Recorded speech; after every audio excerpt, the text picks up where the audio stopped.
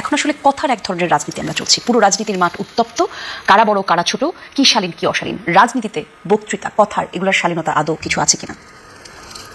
আমি 24-এর আগে বা 5ই আগস্টের আগে যখন দেয়াল লেখনগুলো দেখেছি, বলতে বাধা নেই, মুগ্ধ হয়েছি। যে একটা খুব চমৎকার লাইন ছিল নজরুলের, যে ধর্মের সঙ্গে রাজনীতিকে মিলায়ও না। শেষমেশ কি তোমরা রাধাচূড়াকে কি জানি একটা সেলিম চূড়া না এরকম একটা কিছু ডাকবা, ফাতেমা চূড়া ডাকবা। এত সুন্দর কথাটা। আর যখন 5ই আগস্ট হয়ে গেল, অভ্যুত্থান হয়ে গেল, তারপর আমরা রাজনীতির মিছিলে যে ভাষা দেখলাম, কারো বাড়ির সামনে প্রতিবাদ করবার নামে মব করে তখন যে ভাষা শুনলাম, এবং রাজনীতিতে হিরো হিসেবে চালিয়ে দেবার একটা চেষ্টা কোনো কোনো ব্যক্তিকে করা হয়েছে যারা বিখ্যাতই হয়েছেন তাদের অশ্রাব্য অশালীনতম ভাষার জন্য। এই ভাষা রাজনীতি আপনি সরিয়ে রাখেন, আপনি কি এই ভাষা কোনো নাটকের সংলাপ হিসেবে দিতে পারবেন? মানে এমন একটি নাটক, যে নাটকটি গণমাধ্যমে প্রচারিত হবে এবং সেখানে পরিবার সহ সবাই দেখবে নাটকটি, আপনি যদি একটা নাটকের ভাষা হিসেবেও চিন্তা করেন। সংস্কৃতি নাটক এগুলো কি মানুষ এখন কতটা চায় সেটাও কিন্তু একটা প্রশ্ন এসে দাঁড়িয়েছে। এটা একটা বড় প্রশ্ন, আমি সে জায়গায় আসবো, এটা খুব গুরুত্বপূর্ণ প্রশ্ন, সেটা আলাদাভাবে অ্যাড্রেস করবো। কিন্তু আপনি যেহেতু রাজনীতির ভাষা বলছেন, রাজনীতির মতন একটা বিষয় যেখানে একই সঙ্গে আপনার মেধা, আপনার শিক্ষা, আপনার পারিবারিক শিক্ষা, আপনার মানে একটা সার্বিক আদর্শ হয়ে উঠবার যে একটা বিষয় জড়িত, ওতপ্রোতভাবে জড়িত, সেরকম একটা ক্ষেত্রে যে মিছিলে ভাষা ব্যবহার করা যায়, স্লোগানে এই নোংরা গালি দেওয়া যায়, কিংবা পরস্পরকে আক্রমণের সময় এত খারাপ ভাষা ব্যবহার করা যায়, এটা পৃথিবীর কোথাও হয়নি, বিশ্বাস করেন কোথাও হয়নি। এগুলো হয় হয়তো মানে যেই জায়গাগুলো আসলে কোনো ভদ্র মানুষের সেখানে আসা যাওয়া হয় না। হ্যাঁ, গালাগালি বিদেশেও হয়, বলবে অনেকে যে বিদেশেও তো গালাগালি হয়।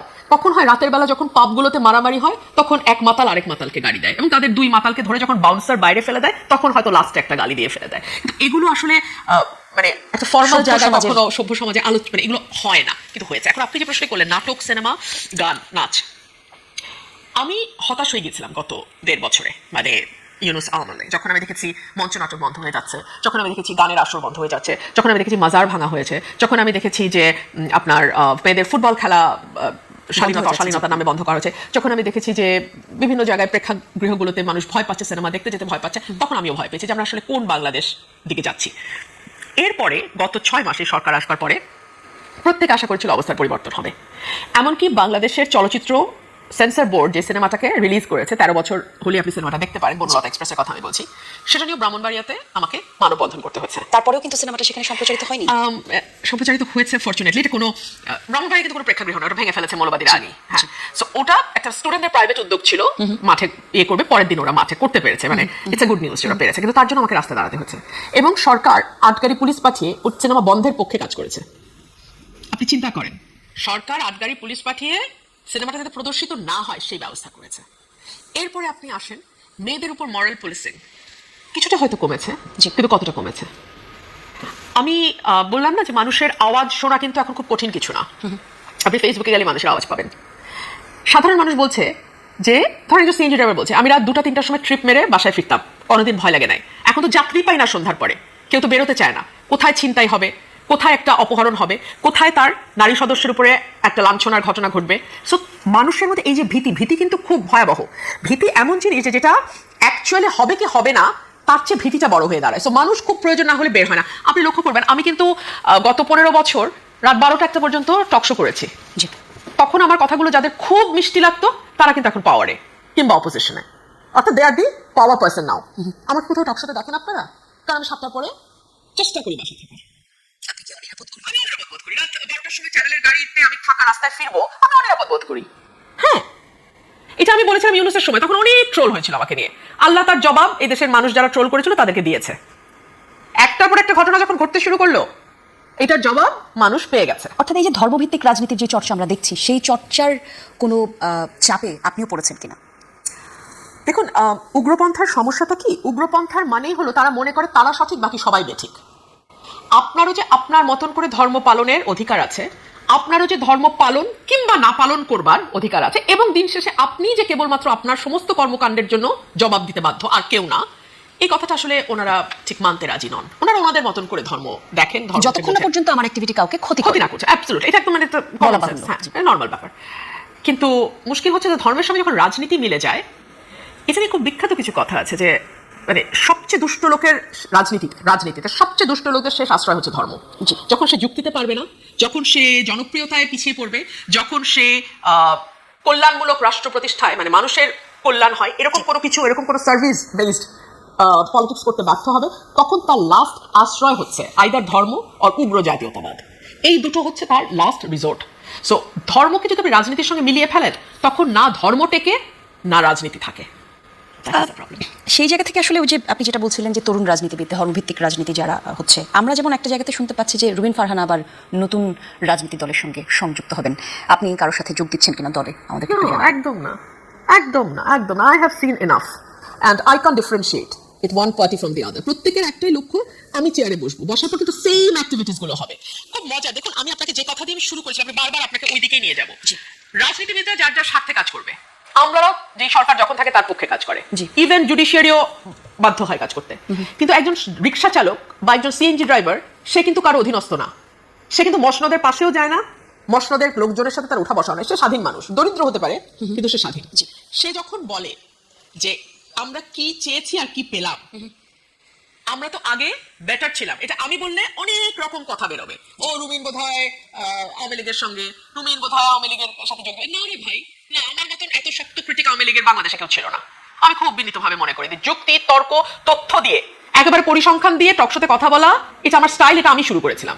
এভাবে কেউ এরকম খাতা নিয়ে এসে বসে টকশো কখনো করে না। এটা নিয়ে বহু হাসাহাসি হয়েছে শুরুর দিকে, 13-14 সালে বহু হাসাহাসি হয়েছে, উনি খাতা বই নিয়ে এসে টকশো করে। আমি খাতা বই নিয়ে এসে টকশো করেছিলাম এবং আমি একেবারে তথ্য বেসড কথা বলতাম, যে কারণে আমাকে আক্রমণ করার সুযোগটা কম ছিল, উপায় ছিল না। তো সেই আওয়ামী লীগের সাথে আমাকে ট্যাগ ইন করার কোনো অর্থ নাই।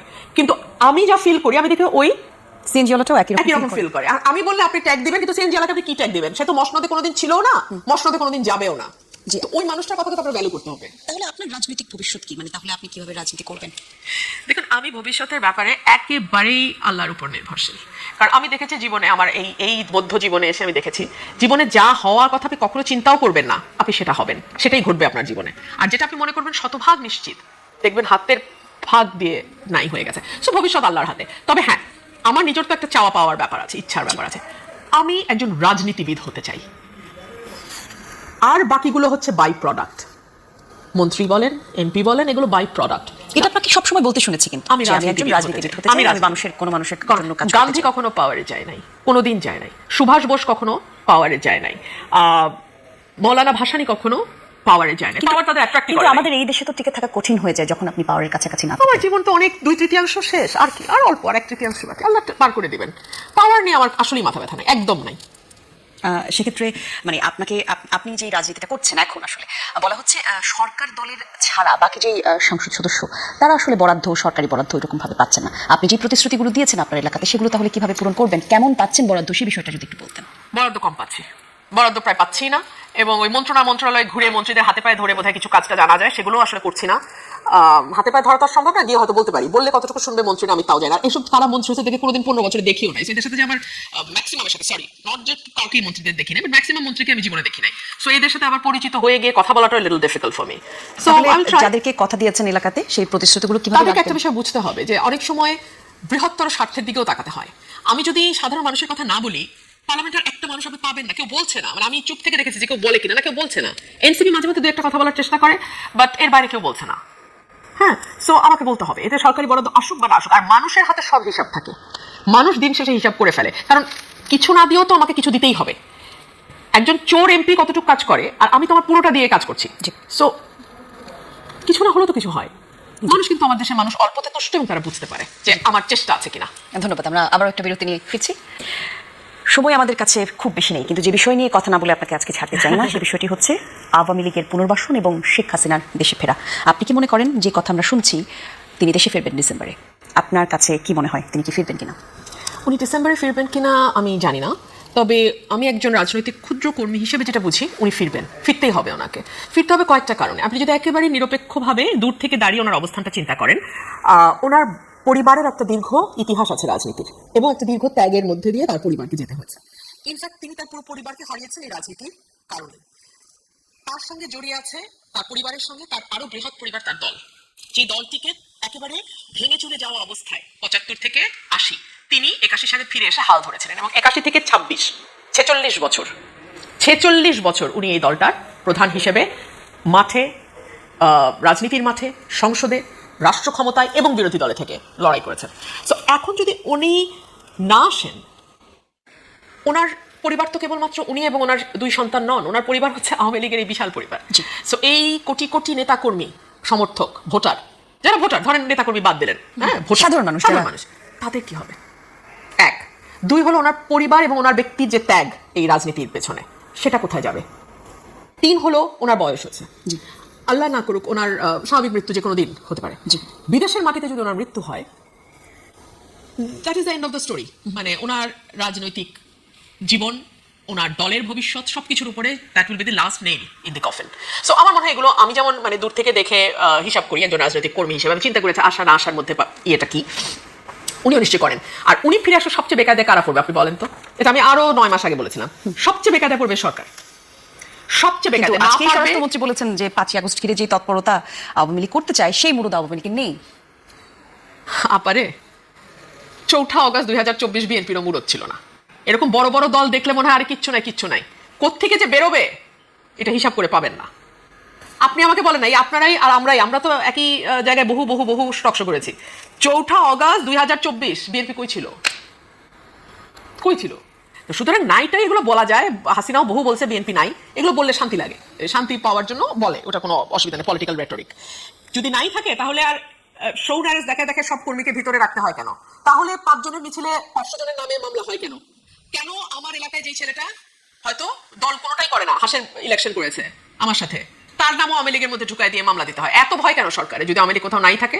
তো ওগুলোর জব আমি দিতে চাই না। আর স্বরাষ্ট্রমন্ত্রীর বরং ফোকাস করা উচিত ওনার নিজের মন্ত্রণালয়। সবচেয়ে খারাপ অবস্থা স্বরাষ্ট্রের। উনি তো ডিফ্যাক্টো প্রধানমন্ত্রী হয়ে মনে করতেছেন যে বাংলা মানে যতগুলো মন্ত্রণালয় আছে সবগুলোর দায়িত্বে উনি। ব্যাপারটা এরকম না, ওনার মন্ত্রণালয় কিন্তু ডুবে গেছে। He better focus on his own মন্ত্রণালয়। তো যাই হোক, আমি যেটা বলতেছিলাম যে ওনার এই সকল কিছুর হিসাব ওনার কাছেও নিশ্চিত আছে, এবং উনি যদি ফিরে আসে সবচেয়ে বেকায়দায় পড়বে সরকার। না পারবে ফাঁসি দিতে, না পারবে কারাগারে নিয়ে নিরাপদ অবস্থায়। এই জায়গায় একটু আপনাকে কাটলাম, ফাঁসির কথা বললেন তো, এনসিপি নাহিদ ইসলাম আজকেই বলেছেন যে শেখ হাসিনা বিমানবন্দরে নামার পর সরাসরি তাকে ফাঁসির কাস্টে ঝোলানো। শুনেন, রাজনীতি তো একটু হুঙ্কার টুঙ্কার না দিলে তো হয় না। নেতা কর্মীদের একটু চাঙ্গা রাখতে হবে। নেতা না হয় আছে 10টা, আর কর্মী না হয় আছে 5টা, 15 জনকে তো চাঙ্গা রাখতে হবে। সেটা নিয়ে আমার কোনো বক্তব্য নেই। আমি সাধারণ মানুষের কথা শুনতে চাই, সাধারণ মানুষ কি বলে, কিভাবে। আপনারাও কান পাতেন, আমি পলিটিক্যাল পার্টি সবগুলোকে বলবো আপনারা কান পাতেন, আপনারা দেখেন সাধারণ মানুষ কি বলে। আমার কথা আপনাদের তিতা লাগবে, আমাকে আপনারা খারিজ করে দিতে পারেন, ত্যাগ দিতে পারেন, অমুক তমুক বলতে পারেন, গালাগালি করতে পারেন, কিচ্ছু না।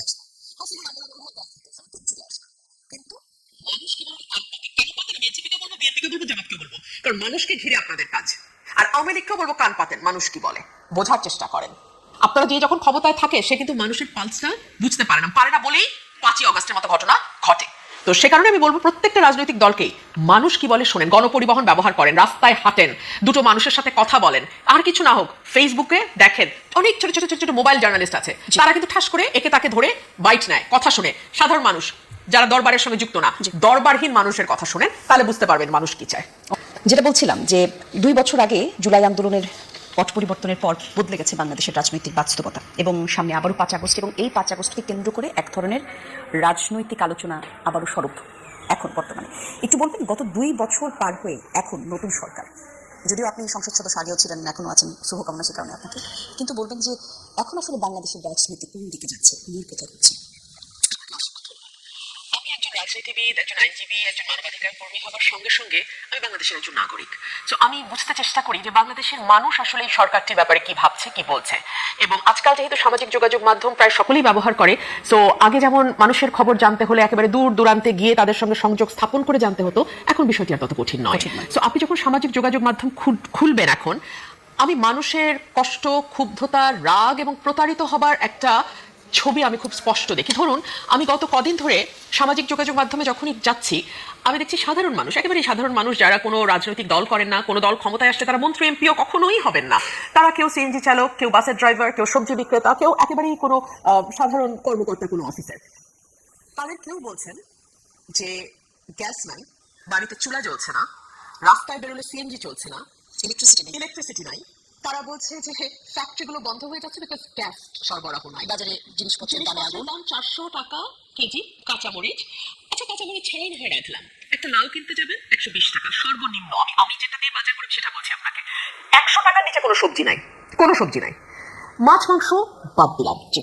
সো এরকম একটা অবস্থায় দাঁড়িয়ে মানুষের যখন নাভিশ্বাস অবস্থা, তখন আপনি বলেন আমি আসলে কার সাথে কার তুলনা করবো। এবং আমরা যখন একটা কথা বলি তখন তো মানুষ খুব চেষ্টা করে মানে ভুল ধরবার যে উনি কি ওই দলের পক্ষ হয়ে বলছেন বা উনি কি অন্য কোনো দলের লেজুর বৃত্তি করছেন।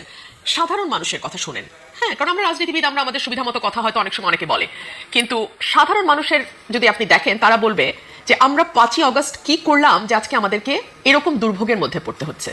বাড়িতে গেলে রান্না নাই, কারণ গ্যাস নাই। সিলিন্ডার কিনতে গেলে 1500 টাকার সিলিন্ডার বা 1800 টাকার সিলিন্ডার 2000 টাকার নিচে আপনি পাবেন না, 2200 টাকার নিচে আপনি পাবেন না। কর্মী ছাঁটাই হচ্ছে ফ্যাক্টরিগুলোতে, কারণ তারা উৎপাদন করতে পারছে না, গ্যাস নাই, বিদ্যুৎ নাই, তারা কিভাবে উৎপাদন করবে। সো এই যে চতুর্মুখী একটা চাপে মানুষ পড়েছে, সাধারণ মানুষ পড়েছে, তাদের আওয়াজটাও যে কেউ শুনতে পাচ্ছে বলে মনে হয় না। ধরুন গত কয়েকদিন ধরে ভুতুরে বিল, ইলেকট্রিসিটির ভুতুরে বিল নিয়ে ব্যাপক আলোচনা হচ্ছে। যারা হয়তো 5000 টাকা বিল দিত তাদের 15,000 টাকা বিল আসে। এখন আমি নিউজ দেখলাম ডিপিডিসি বলেছে যদি কেউ এরকম কোনো কথা ছড়ায় তার বিরুদ্ধে ব্যবস্থা নেবে। মানে মানুষ এখন কথা ভুতুরে বিল এসছে এই কথাটাও বলতে পারবে না, বললে তার বিরুদ্ধে ব্যবস্থা নেবে। আসলে ফ্যাসিবাদ, স্বৈরাচার যে শব্দগুলো আমরা ব্যবহার করছি সেই শব্দগুলো ব্যবহারের আবারও প্রয়োজন পড়তে পারে কিনা সেটা আপনার কাছে প্রশ্ন রাখবো। কিন্তু